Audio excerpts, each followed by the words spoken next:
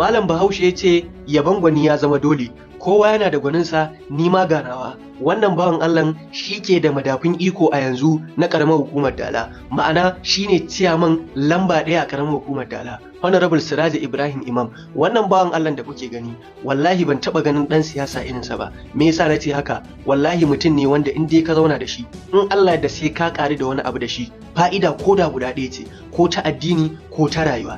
Duk lokacin da muka yi sallah azhar da shi ko da asar, a wato ainihin sakatariyar da take mulki a ƙaramar hukumar Dala, sai ya tashi ya yi wa mutane nasiha, sai ya tashi ya gaya mutane wani abu da za su amfana da shi. Mutum ne ɗan gidan malamai, mai ilimin addini, mai ilimi na boko.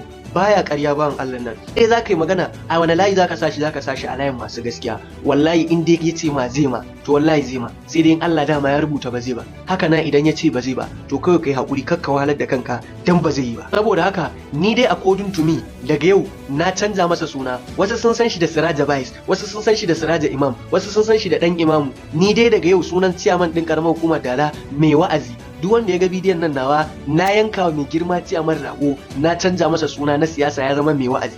Insha Allahu haka zaka dawwama, haka zaka ci gaba. Yadda muka san ka a tsaye kake, in kai gaba baka yin baya. Sai dai idan kaga gaban ita ce kuskure, bayan shine daidai, sannan kake waiwaiwa. Muna maka fatan alkhairi, muna maka addu'a Allah ya ji kan mahaifinka, mahaifiyarka da kuke tare, Allah ya ƙara mata lafiya, imani da nisan kwana mai amfani, kuma Allah ya raba ka da ita lafiya. Jama'a assalamu alaikum.